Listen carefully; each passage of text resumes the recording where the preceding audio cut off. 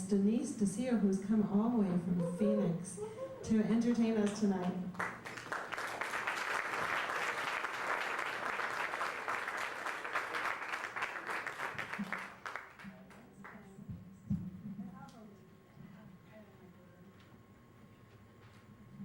Thanks, Pam.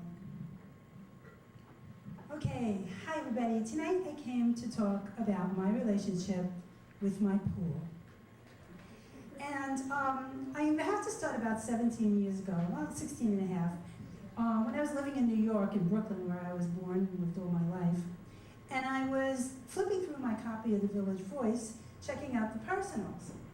Now, I never actually answered a personal ad, but at this particular time in my life, I had just come out of a 6-year relationship with a woman who was 9 years my junior. Okay. So this ad just leapt out of me and said, single white female, 37. That's all I had to see. I was 37. I said, wow, great. We'll have our age in common. And so I answered my first personal ad, and I met the woman, and it took me about a nanosecond to figure out that's all we had in common. We were completely different. And one of the most glaring of our differences was our socioeconomic status. And the only way I could explain it and put it in perspective is to say this. I arrived 30 minutes late for the date because I had to drive my Hyundai around the block about 42 times in order to find a free parking spot in Manhattan.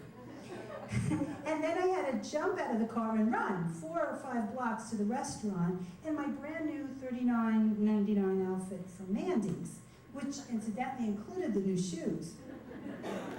My date, on the other hand, stepped out of her Cadillac sedan DeVille, silver gray, brand new, handed the keys to the valet in the parking lot right next door to the restaurant, and then strolled in there in a magnificent silk blazer with butter-soft black leather pants, and on her tiny little feet, she had on patent leather Cole Haans with octagonal heels.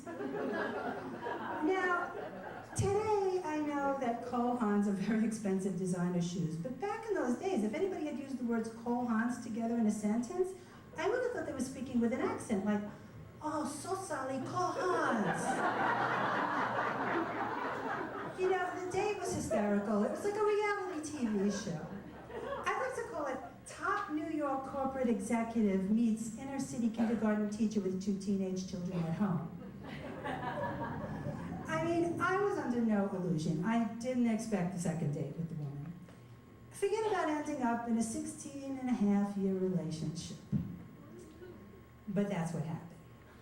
And so the past 16-and-a-half years, I've been living in a relative state of wealth. And now I'm looking around and I see some faces and they're like, oh my God, you know, I wish that would happen to me.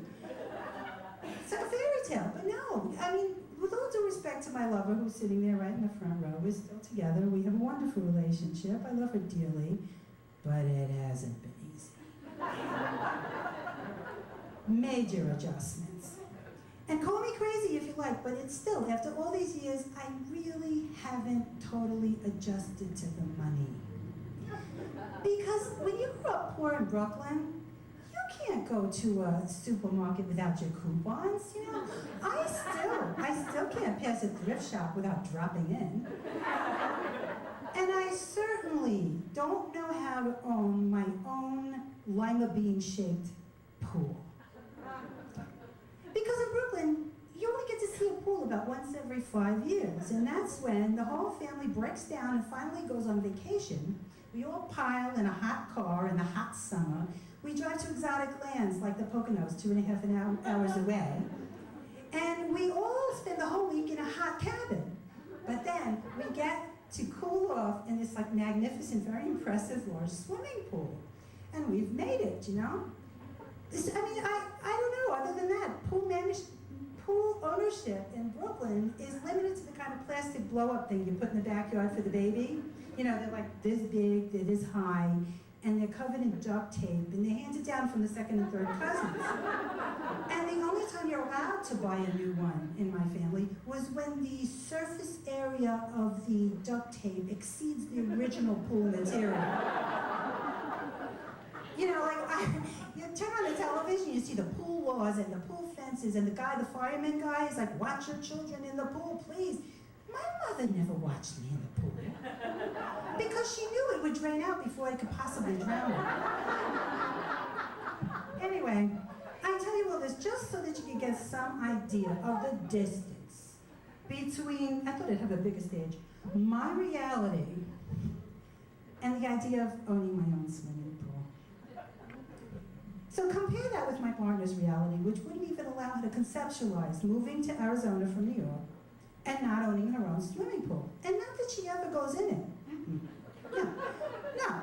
She just wants to own it for the odd, rare occasion where she might think about wanting to contemplate pretending to go in it. Now, this kind of logic defies all rational persuasion. So after many, many months of long, tedious, agonizing discussion, we got a pool, because I had to adjust my boundaries to accommodate what she considers to be her larger vision of the world. And so getting a pool brought us to our next bone of contention, which was pool maintenance. So now that you've just gotten to know me like a little, you could probably just visualize my reaction to hiring a servant to maintain the pool that I could barely imagine owning. It's just not pretty. So in order to justify this kind of ridiculous excess in my life, I came up with a solution. I immediately fired the guy that Carol hired to take care of the pool, along with the landscaper, but that's another whole story. And I took the pool maintenance on by myself. Now, Carol insists that we are the only people in all of Arizona with a pool that don't have a pool service. And I can't believe it. I know there are some of you out there that are stuck with a pool and just don't want to pay anybody to take care of it.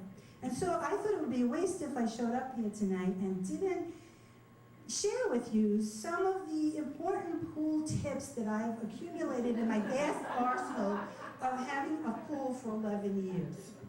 And the first one is, never shock your pool in a windstorm. Now, I have to confess, I did learn that one from a professional in the emergency room as she flushed my eyes out with saline solution. And number 2, never mix an excessively frugal thought with any of your pool chemicals. Now, I realize that this one requires a little bit of an explanation, so I'll give you an example. Never apply to your face the muriatic pool acid, because it is in no way equivalent to the type of chemical acid peel that you get at those really expensive salons. Trust me. Number 3, unless you have some well-placed stepping stones on the surface of your pool, always try to maintain complete contact between your feet and the pool deck while servicing the pool area, or you'll fall into the pool, like I did on a very cold day in February, fully clothed. So, falling into the pool and then having to peel my knee off my shin was really extremely painful, not to mention embarrassing. But I have to tell you, I'm ashamed, but it wasn't enough for me to redelegate this burden. I was younger, more resilient then. I could still carry those 40-pound bags of chlorine across the yard. I could still brush the sides of the pool, that algae, with that horrifically anti-ergonomic brush that you have to use. My back didn't kill me every time I bent down to clean out the pool filter. And so I patched up my knee and I carried on. And I know this is about the time in the story when I should be holding up the pool contract and tell you how I've changed. But I have to say that I'm still single-handedly attacking that yellow algae. And the price of the chemicals of the algae, it still kills me. Look at my girlfriend, she's over there shaking her head. She thinks I'm completely insane. And I'm listening to myself talk and I'm thinking, well, okay, maybe I do have a couple of screws loose, but and I was just thinking just the other day, I'm gonna be 54. And there's gonna be a day that comes when I'm just gonna be physically incapable of handling some of these tasks I've taken on in the name of economy. And what am I gonna do? Am I gonna hang on till that very day and maybe risk falling into the pool and not being able to get out? Now, that was a really scary thought when I thought of that. I tried to push it right out of my brain, but you know, brain's a funny thing. It just keeps going. And so I said, okay, fine. Just suppose I hired somebody to take care of the pool. At some point before I died in it. What day would I choose? Now that was twice as scary because it actually implied that I would have to seriously consider implementing a change in my life, and I just hate change. But you know when change is inevitable, your coping mechanism just kicks in when you realize that, and it instructs your brain to start manufacturing some positive outcomes to make the transition easier. So then I thought, well, okay, fine. Well, if I didn't have to clean the pool, would I actually appreciate and enjoy it? Don't get too excited, because I am still not ready to hire some kid to stir the pool with the pole and hand over the big bucks. But I tell you, it'll happen before we both thought it would. That's progress, isn't it? Okay, fine. So there's no happy ending to this story.